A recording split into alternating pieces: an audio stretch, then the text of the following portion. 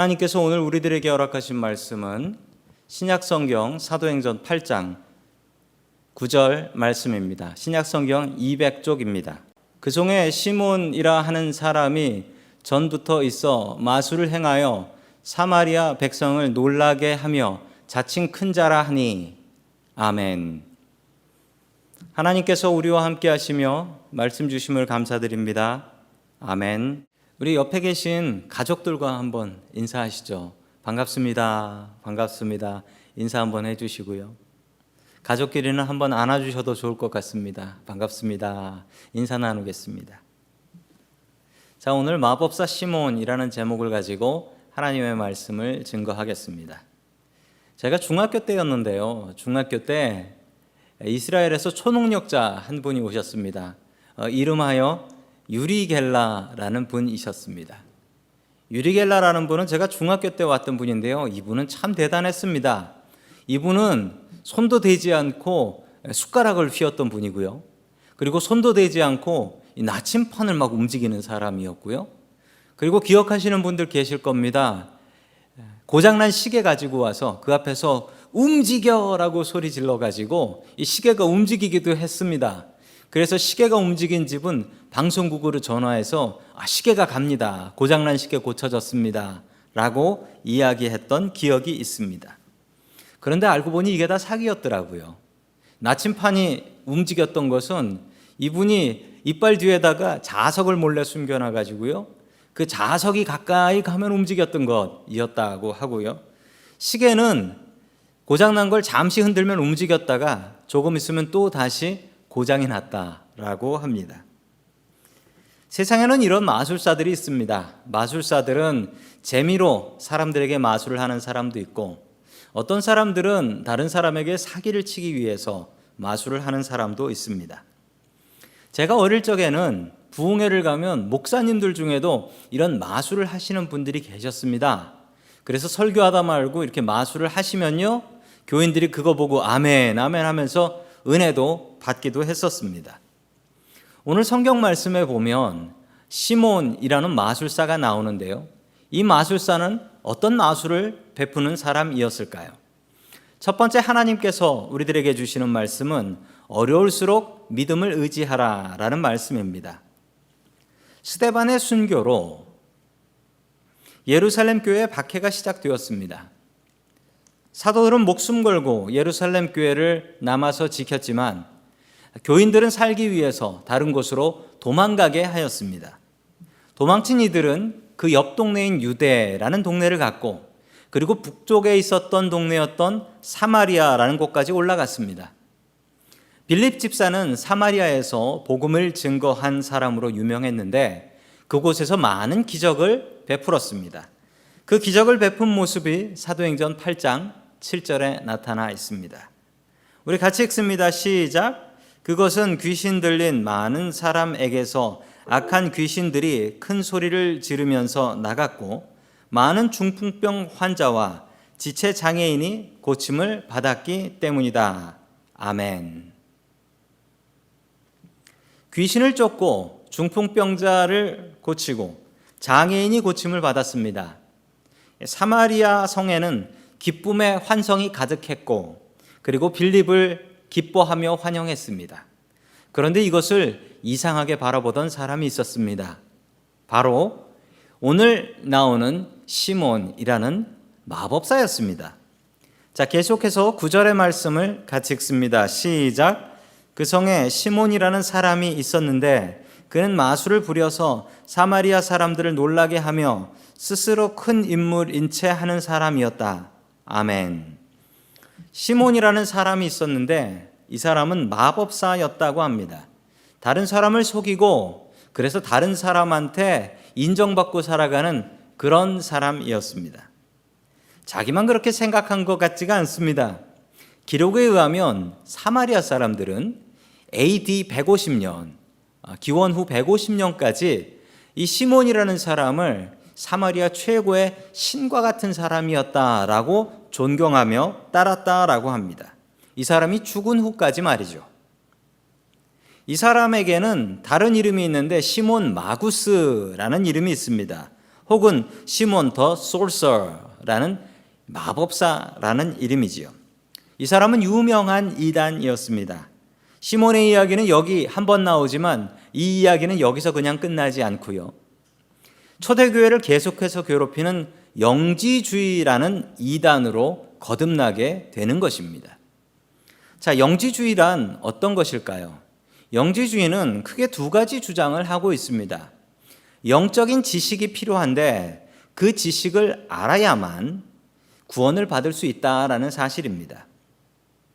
무엇을 알아야 구원받는다라는 것은 큰 문제가 있는 이야기입니다. 무엇을 알아야 구원받는다면 성도 여러분, 공부를 많이 해야지 구원을 받는다라는 것입니다. 머리가 좋아야지 구원을 받을 수 있다라는 것이죠. 그러면 머리 나쁘고 공부 못하는 사람은 구원도 받지 못하겠습니까? 전혀 그렇지 않습니다. 구원은 지식으로 받는 것이 아니라 믿음으로 받는 것입니다. 치매에 걸린 할머니가 한 분 계셨습니다. 평생 자기 친한 친구가 있었는데 그 할머니도 치매에 걸리셔서 두 할머니는 양로원에 들어가셨습니다. 양로원에서 치매에 가장 좋다는 약을 두 분이 같이 복용하셨는데 그 치매에 가장 좋다는 약은 바로 고스톱이었습니다. 고스톱을 같이 치면서 치매를 이겨보려고 했던 것이죠.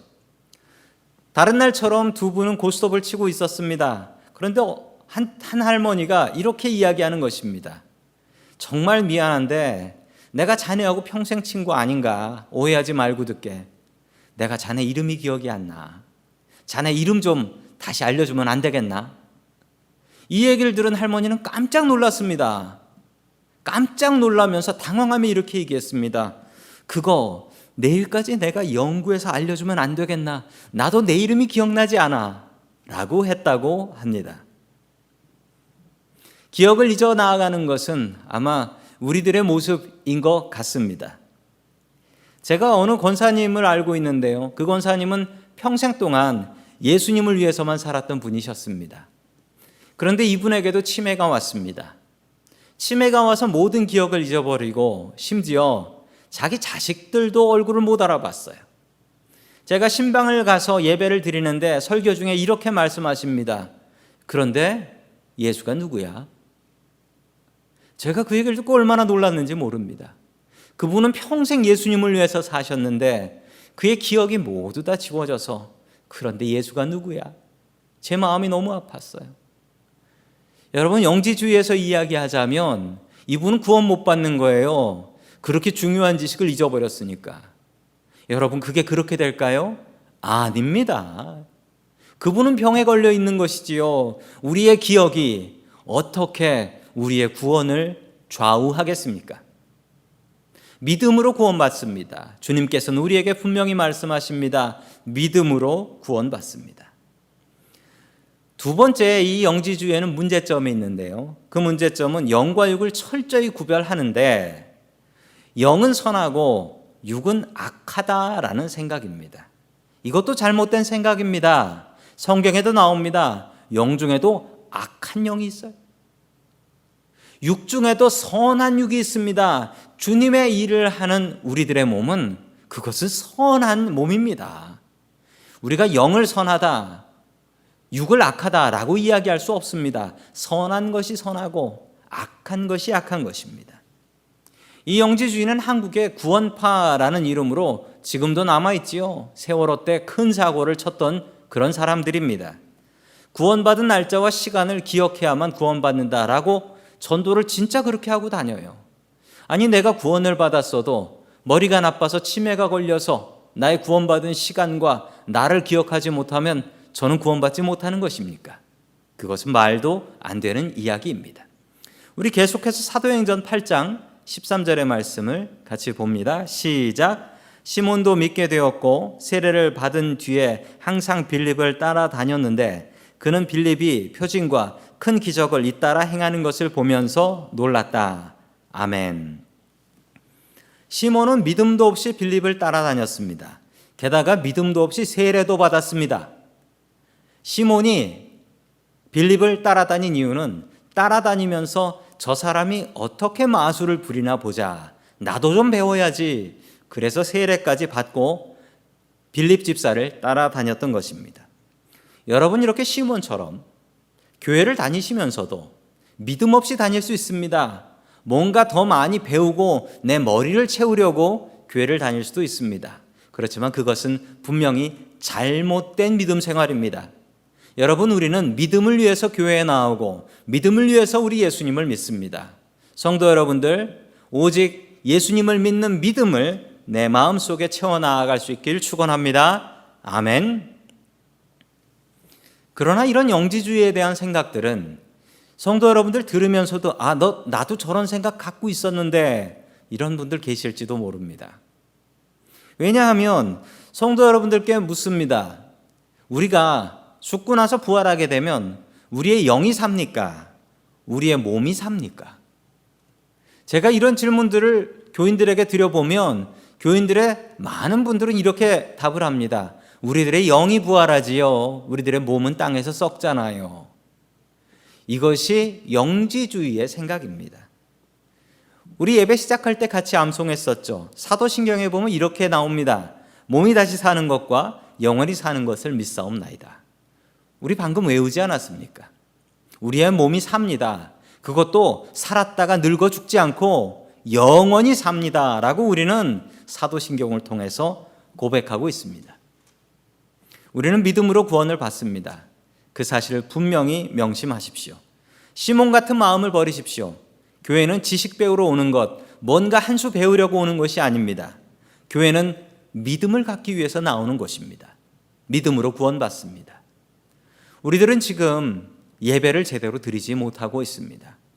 지금도 인터넷을 통해서 이 설교를 듣고 계신 성도 여러분들, 우리의 믿음이 크게 시험받고 있습니다. 조그마한 화면을 통해서 우리 교인들도 만나지 못하면서 드리는 예배가 이게 예배인가 라는 생각이 들기도 합니다.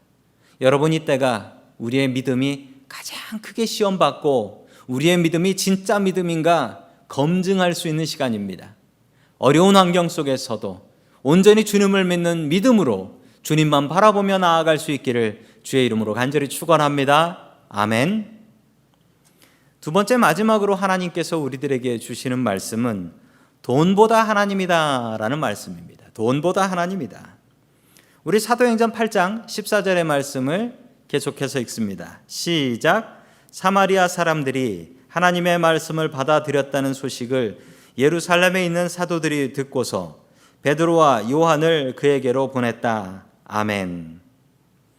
예루살렘에서 목숨을 걸고 교회를 지키고 있었던 12사도들이 있었습니다. 그 중에 베드로와 요한이 사마리아 선교에 대한 선교 보고를 듣게 됩니다. 그리고 그들에게 무엇이 문제가 있다라는 것을 알게 되지요. 기적은 일어나는데 그들에게 성령의 충만함이 없었던 것입니다. 그래서 베드로와 요한은 사마리아로 달려왔고 그들을 위해서 성령 충만함 받길 위해 기도하자 성령이 그들의 마음속에 들어가셔서 그들의 삶이 변화되는 것을 보게 되었습니다. 이것을 옆에서 보던 시몬의 눈이 뒤집혀 버립니다. 왜냐하면 마술사들이나 무당이 하는 것은 귀신이 자신에게 들어오는 것입니다. 귀신이 자신에게 들어오든 혹은 들어오지 않아도 들어왔습니다 라고 하면서 쇼를 할 수 있었던 것이지요. 그런데 그들이 할 수 없는 것이 있었습니다. 그들은 다른 사람의 마음속에 다른 영이 들어가게 하는 것은 할 수 없었습니다. 그래서 마법사 시몬은 눈이 뒤집혀서 아니 도대체 저건 어떤 기술이야? 저 기술을 알게 되면 내가 더욱더 사람들에게 존경을 받게 되겠네. 이 마음을 갖게 됩니다. 그래서 그는 돈을 내고 이 능력을 사려고 합니다. 우리 사도행전 8장 18절의 말씀 계속해서 봅니다. 시작.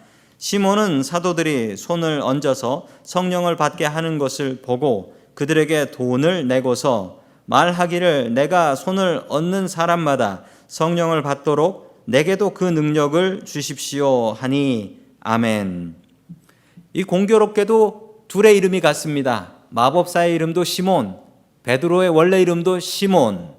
시몬이 시몬에게 부탁을 하는 겁니다. 돈을 주면서 지금 그 성령을 내린 능력 나한테 파시오 라는 것이죠. 자, 이것을 어려운 말로 시모니라는 말로 부릅니다. 이 시몬에게서 온 행동이라는 뜻인데요.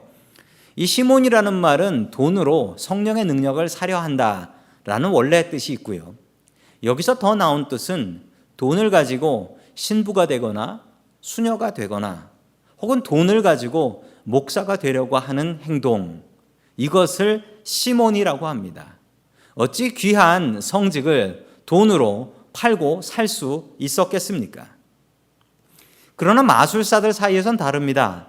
마술사들은 새로운 기술을 보게 되면 그 기술을 돈을 주고 삽니다.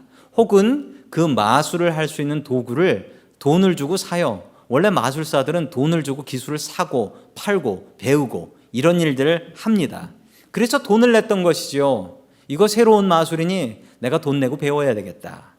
계속해서 20절 말씀 같이 봅니다. 시작. 베드로가 그에게 말하였다. 그대가 하나님의 선물을 돈으로 사려고 생각하였으니 그대는 그 돈과 함께 망할 것이요. 아멘. 아니, 베드로는 좀 과할 정도로 저주를 퍼붓고 있습니다. 그 이유는 하나님의 선물이기 때문이다라는 것입니다. 성도 여러분, 제가 누구에게 선물을 줬는데 그분이 그 선물을 받으면서 아이고 고맙습니다 하면서 저에게 돈을 쥐어주시면 제 마음은 어떨까요? 야, 목사를 완전히 거지로 보는구나. 제가 그렇게 생각할 것입니다. 제가 누구에겐가 선물을 드렸을 때 그분이 정말 감사하다면 고맙다고 말씀하시고 다음에 또 저에게 다른 선물을 주시면 되는 것이죠. 하나님께도 마찬가지입니다. 우리가 하나님께 선물을 받습니다. 우리의 인생이라는 선물을 받고 우리가 가진 것을 선물로 받습니다. 그런데 하나님께서 선물 주실 때 하나님께 그 값을 돈으로 드린다고 한다면 하나님께서는 아마 비참하실 것입니다. 우리가 하나님께 감사로 드리는 것이지 그것을 우리가 돈으로 드리는 것이 하나님의 선물에 대한 값이다라고 생각하면 우리가 드리는 헌금들은 잘못된 것입니다.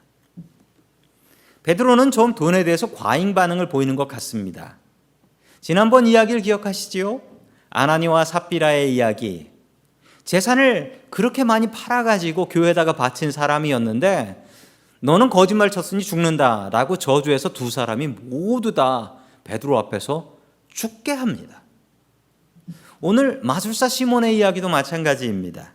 성령을 돈으로 사려고 했으면 아이고 이 무식한 사람 그게 그렇게 사는 게 아닌데 라고 좋게 알려줘도 될 것 아닙니까?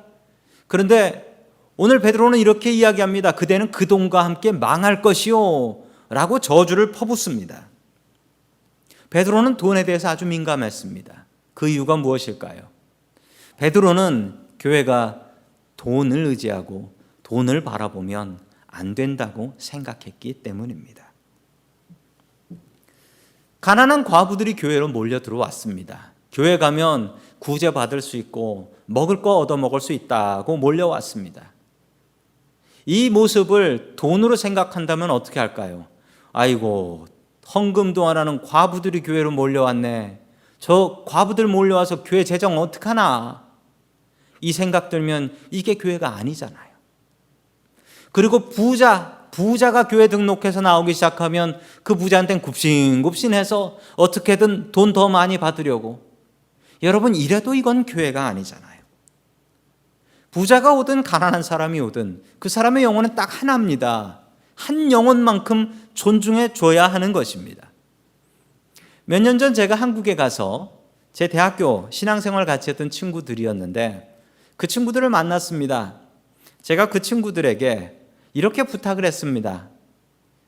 자네들은 평신도 드리니까 목사인 친구에게 조언 하나 좀 해주라. 목사가 좀 이렇게 했으면 좋겠다. 자네들이 좀 불편한 게 있으면 얘기해 달라라고 했더니 다른 친구들은 별로 이야기하지 않았는데 한 친구가 이렇게 얘기했습니다. 신앙생활 열심히 교회에서 봉사하는 친구였어요. 그 친구가 이렇게 얘기했습니다. 우리 교회 목사님은 가난한 사람이 교회 오면 인사도 잘 안 하고 부자나 교수나 권력 있는 사람 오면 그 사람에게 인사 잘하고 교인들한테 인사까지 시킨다. 너는 그런 목사 되지 마라.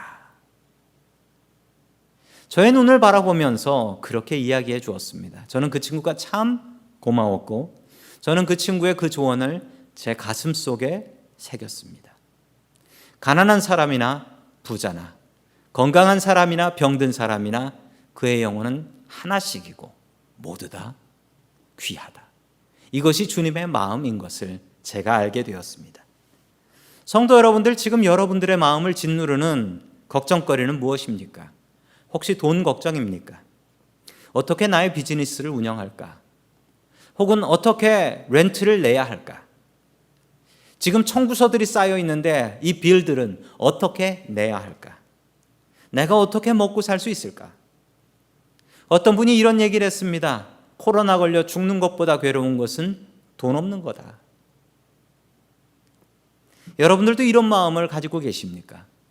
이렇게 근심, 걱정에 눌려있는 우리들에게 주시는 주님의 말씀이 여기에 있습니다. 우리 사도행전 8장 22절의 말씀을 나에게 주시는 말씀으로 알고 읽겠습니다. 시작. 그러므로 그대는 이 악한 생각을 회개하고 주님께 기도하시오.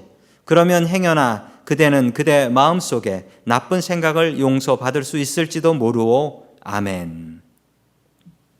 우리에게 주시는 주님의 말씀입니다. 우리 속에 가지고 있는 돈에 대한 나쁜 생각을 내려놓으십시오. 하나님과 돈 중에 나는 돈을 선택할 거야 라는 가룟 유다와 같은 마음을 내려놓으십시오. 우리는 돈 없이 살아도 하나님 없이는 못 삽니다. 베드로는 분명히 이것을 알고 있었기 때문에 돈을 준다고 해도 그 돈에 눈도 깜짝하지 않았고 가난한 사람을 자신의 가족처럼 도우면서 살아갈 수 있었던 것입니다. 돈으로 세워진 교회는 돈으로 망합니다. 돈으로 세워진 가정은 또한 돈으로 망합니다. 정말 어려운 말씀이에요. 그렇지만 이 말씀 나에게 주시는 말씀으로 받으시기 소망합니다. 우리 잠시 전에 찬양 불렀잖아요. 내 모든 형편 아시는 분이 주님이시라고. 우리 그분을 의지하며 나아가겠습니다. 이 어려운 시절 우리에게 필요한 것은 믿음입니다. 주님을 온전히 믿고 의지하는 그 믿음으로 승리하는 저와 성도 여러분들 될 수 있기를 주의 이름으로 간절히 축원합니다. 아멘.